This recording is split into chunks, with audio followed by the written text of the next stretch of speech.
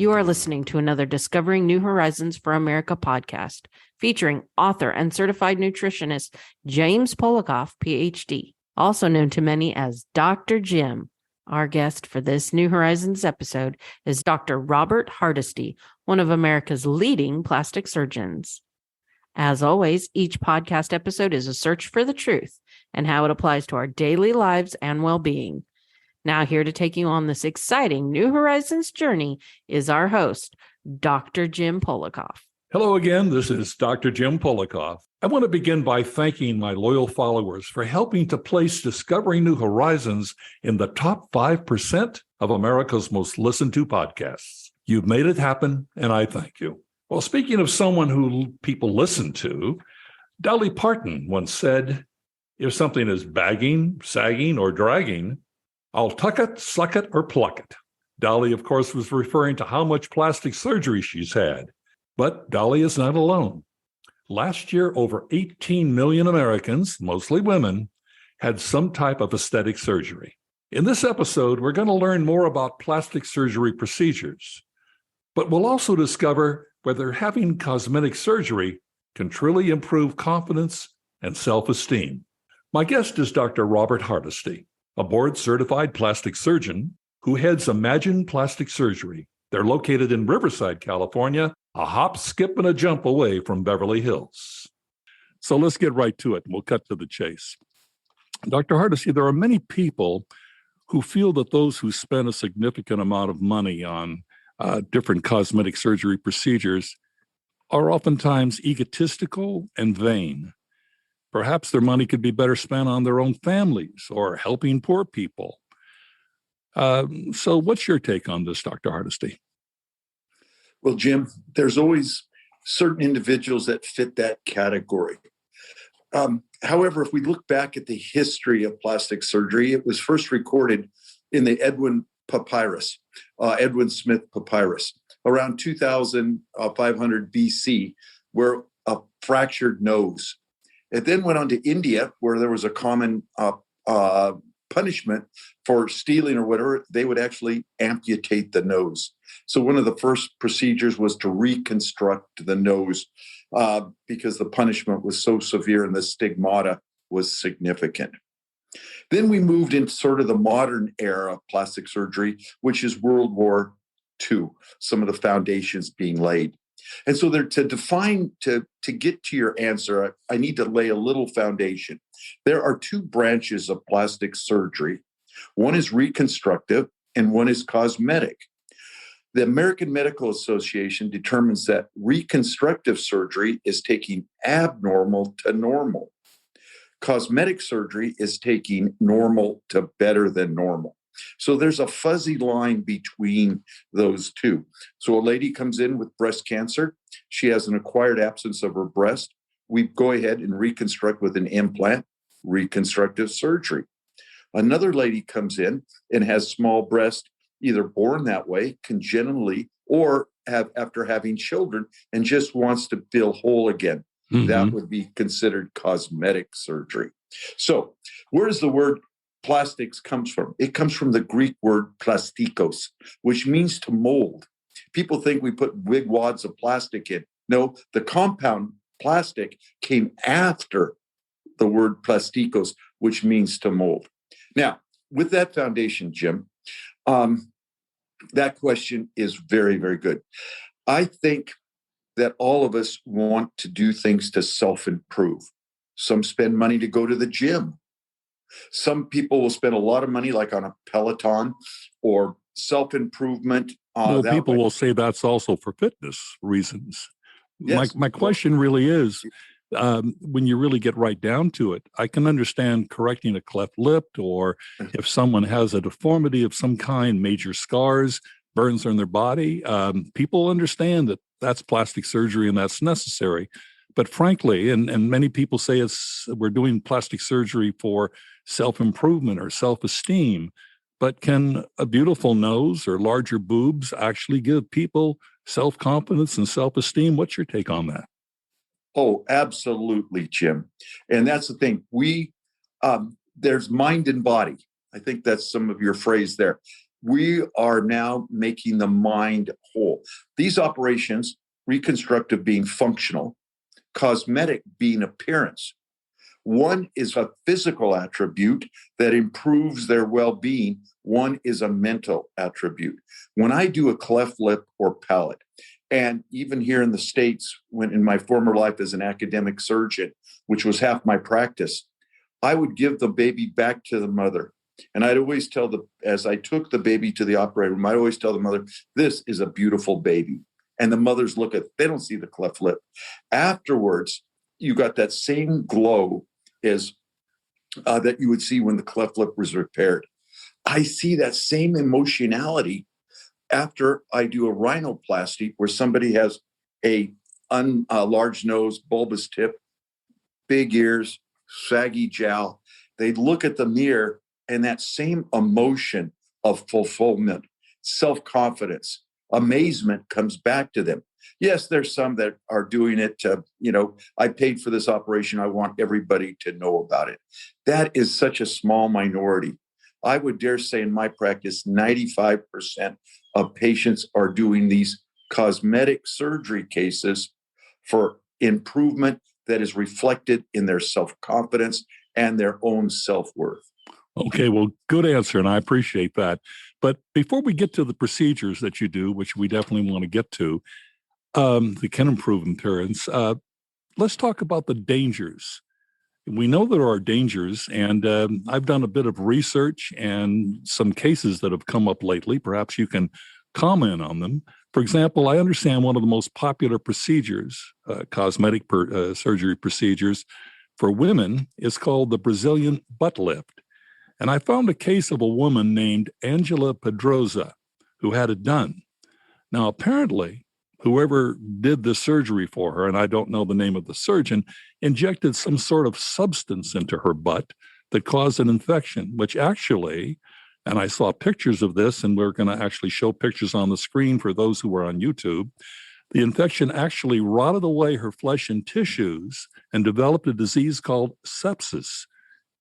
Any comments on that? Jim, this is something that we, as the American Society of Plastic Surgeons, have been harping on for the last, I would say 10 or 15 years. It parallels the popularity of plastic surgery. There are a significant number of non-trained or weekend warriors, we call them, that will take a class and then think that they can do these procedures. Now, life happens. Even in the best hands, complications happen. I refer to one of my teachers who once told me, Bob, if you don't have complications, either you're not operating or you're a liar. Now, we want to mitigate those complications. And that's why the training of a plastic surgeon is a minimum of 4 years of college, 4 years of medical school, 6 years of plastic surgery minimum, and often take fellowship. Now, because in California, where I practiced my entire life after training, the law says that after 1 year out of medical school, I get a license where I am a physician and surgeon. And that allows me to do anything I want as long as I get a patient consent. Now, what keeps me from doing it at hospitals, there's boards that says, no, you have to have the training.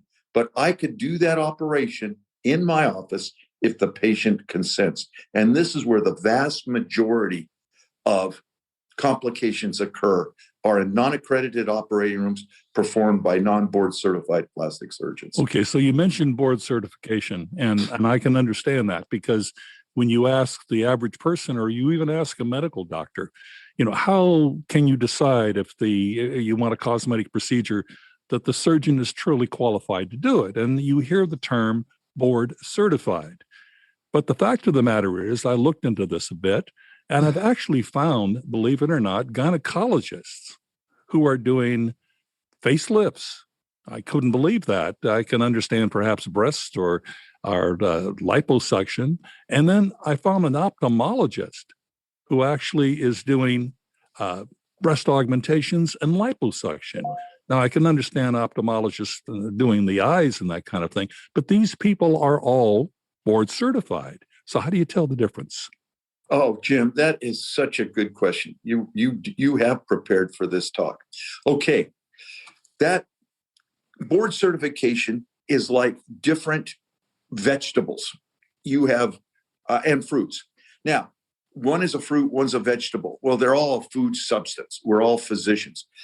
To get a board certified in OBGYN, you'll have to go through the rigors of that specialty.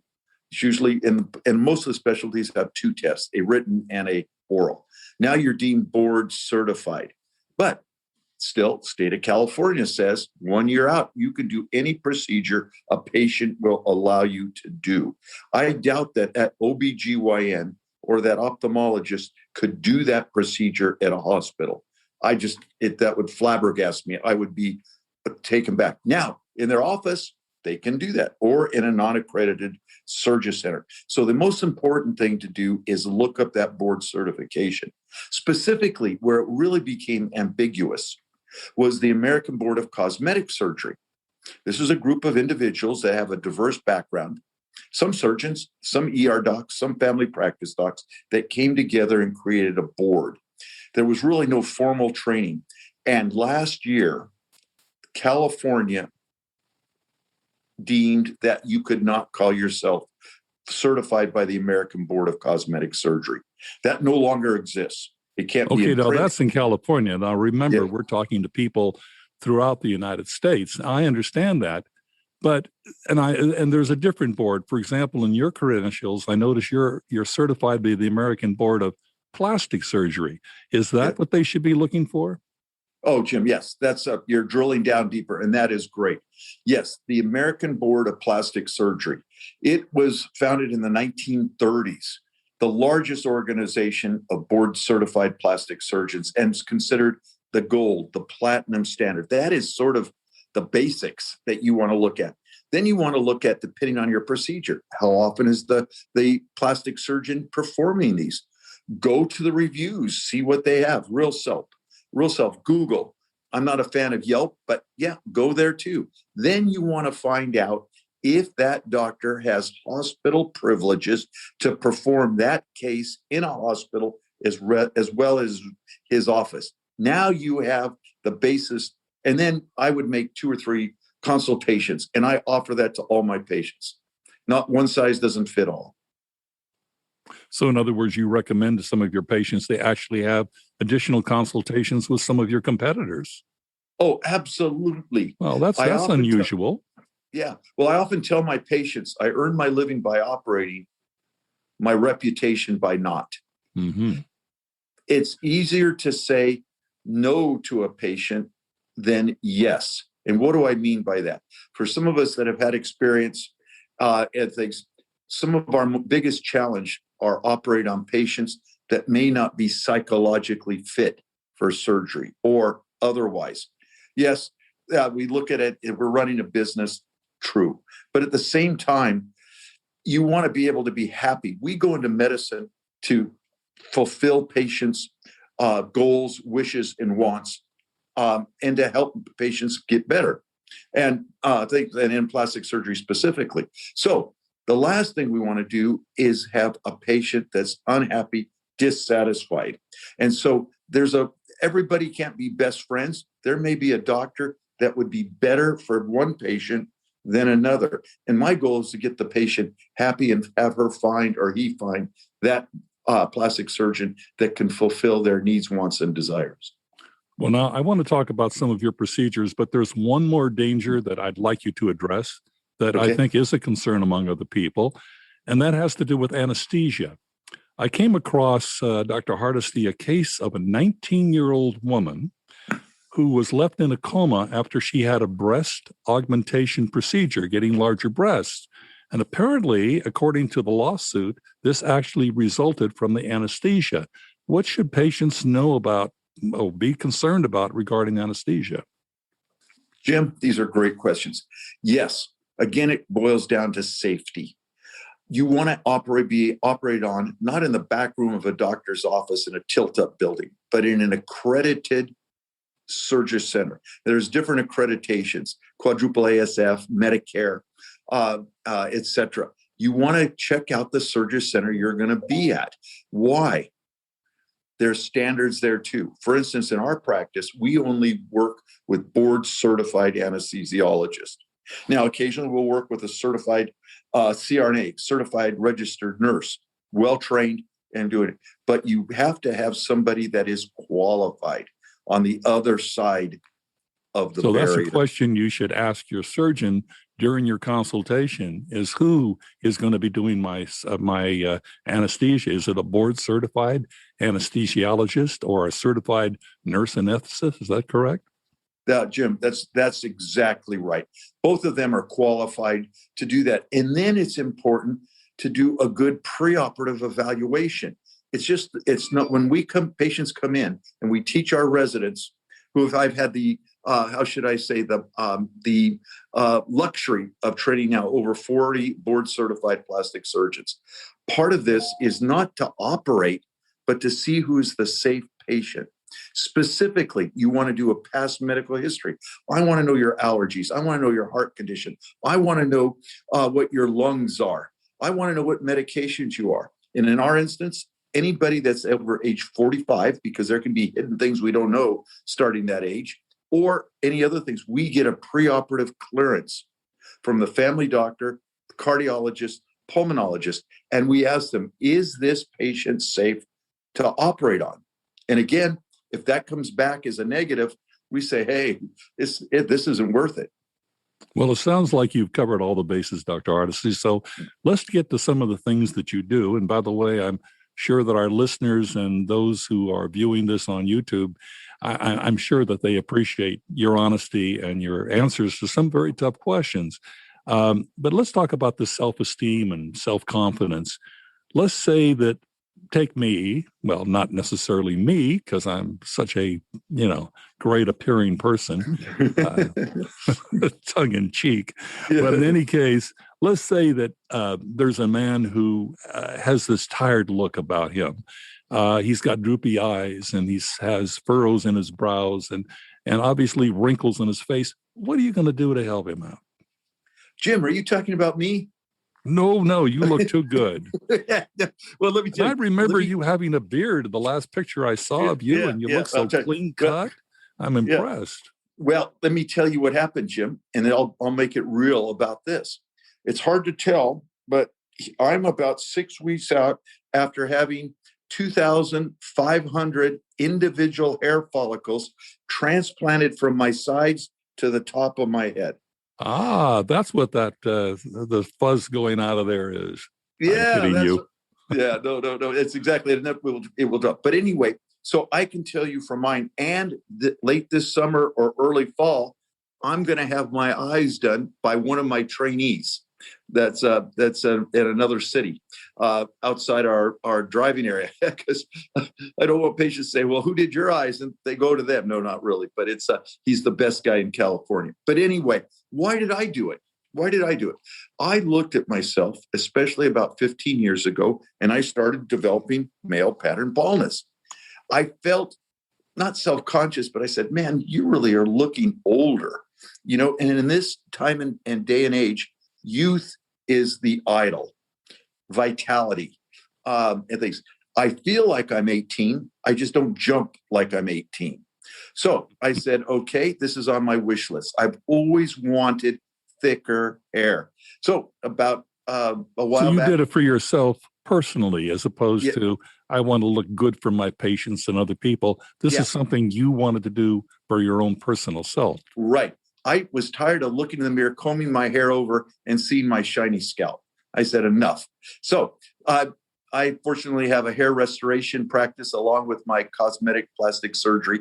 And I had my staff and my physicians overlooking me do it to me. And it was a real eye-opener, Jim, to go through the process and to see what it's like. Because this is a year process.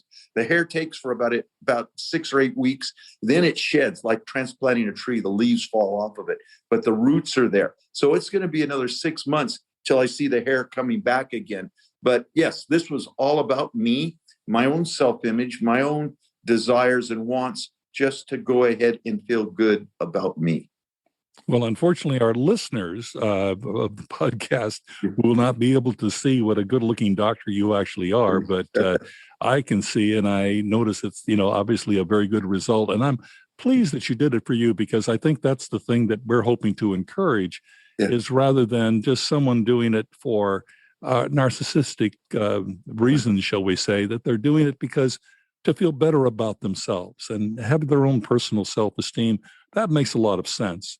But let's say, for example, what I'd like to talk about is women who want larger breasts. And what I've been reading is many women sometimes do it for the wrong reasons. Why do you think a woman should have breast augmentation? And what's a good reason for her to do it? Oh, Jim, boy, these are fantastic questions. Yes, when a lady comes in to see me for breast augmentation, one of the first questions I ask them is, why are you doing this? And if they say, oh, my husband's leaving me, and I think if I have a bigger breast, I'll keep him. I'll go through the consult and I'll say at the end, I don't think you're a candidate. You need to take this money that you would spend on a breast augmentation and invest it in counseling. Bigger breasts are not going to save your marriage. So it needs to be for the person. Well, and it comes down to that reconstructive, then cosmetic. Some ladies were born congenitally as infants and then progressed through adolescence with small breasts. They're disproportionate, large shoulders, flatter chest, big hips. They can't wear clothes. So some of the ladies for breast augmentation, which I think are some of the best candidates, is just to get into proportion so they can wear the clothes. One of the things they can't do is wear a cute sundress, a halter top, fill out a bathing suit, not to make it huge.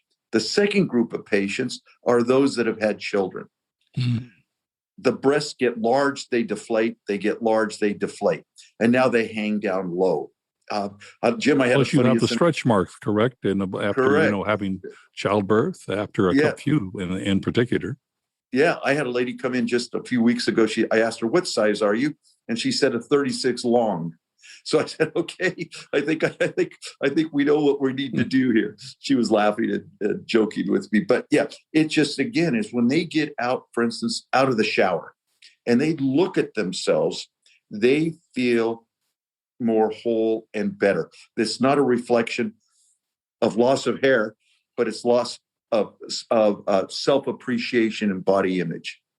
So, Dr. Hardesty, let's say that I'm a person who is not ready to have a major surgical procedure. I really don't want to take that step. Yet I have facial wrinkles or loose skin. Are there things you can do for me non-surgically? Yes, absolutely. That's why in my practice, we call it one goal, many options. I learned a while back that when I first came into cosmetic plastic surgery, focusing on the cosmetic in 2003, after being at the university for 17 years, that there were a number of patients that weren't ready for surgery, or I could get a surgical enhancement adding a non-surgical procedure. So we, in our practice, have over $1 million worth of technology that we do, and we do it as adjuncts. We can do lasers, we can do fillers, we can do neuromodulators, we can do injections of PRP, a number of things, and working with estheticians that will enhance the appearance. And I say 1 + 1 is not 2, but if we do surgery in the non-surgicals, 1 + 1 is 3 or 4 or 5. We do the entire gamut. So it's like surgery is like a foundation, a carpet cutter. We pull it, we make it tight. Non-surgical is like a carpet cleaner. Now you can make the carpet look really nice and clean, but it'll still be loose. Now, if you tighten the carpet, surgery, it still may be dirty. Okay. So combining both of them to stretch the carpet, to get it the way we want, and to clean it can rejuvenate it for a natural look. And here again, if you don't want the rug pulled out from under you, go to a board-certified plastic surgeon. Right. Dr. Hardesty, we're just about out of time, but anyway, I want to thank you because you've answered some very tough questions. And I want to point out to our listeners, I think this is very important. I was very impressed by your website because you have a huge amount of information about aesthetic procedures. And I think much of it is very informative. So I'm going to suggest, since we have limited time today, I'm going to suggest that patients who want to learn more, people who don't even want to be patients at this point, but want to be better educated about cosmetic procedures, go to www.imagineplasticsurgery.com. Am I correct, Dr. Hardesty? That's the website? Yes, that is perfect, Jim. And thank you. Based on my academic background, I tell patients now I only give assignments, no quizzes or tests, and they like to hear that. But it's educational. We have over 70 videos that explain all the procedures. We have the blogs, and I've had some good suggestions. And if any of the viewers or listeners are interested, please just email us. If there's something there that you have a question, even if you're not interested in surgery or things, I would like to know, because now we can write another blog or a video. So thank you very much for that compliment, Jim. I know in your past careers, you've looked at a lot of different websites and a lot of interviewed a lot of different doctors. So that was a very genuine and great comment. Thank you. You can discover more information about plastic surgery procedures and advances by coming to our website, jamespolakof.com. That's James, Polakof.com. You'll also discover a variety of valuable resources on our website and other terrific New Horizon podcast episodes. Plus, if there are any topics you would like us to cover, shoot us a message. Again, that's jamespolakof.com. Now back to Dr. Jim. Thanks again to Dr. Robert Hardesty for enlightening about so many aspects of cosmetic surgery. You've heard the evidence, and now you can decide if having an aesthetic procedure can improve your confidence and self-esteem. You're the jury. It's up to you. So let me share a few healthy eating tips with you before I close. Beans, for example, are a very good source of plant-based protein that can support heart health, especially if you're able to replace red meat with more beans. They're an excellent source of fiber, which can help everything from gut health to controlling your appetite. Keep joining us for a New Horizons podcast episode each week. And I encourage you to please visit jamespolakof.com for more healthy tips, informative blogs, and many great podcast episodes. Thanks again for listening.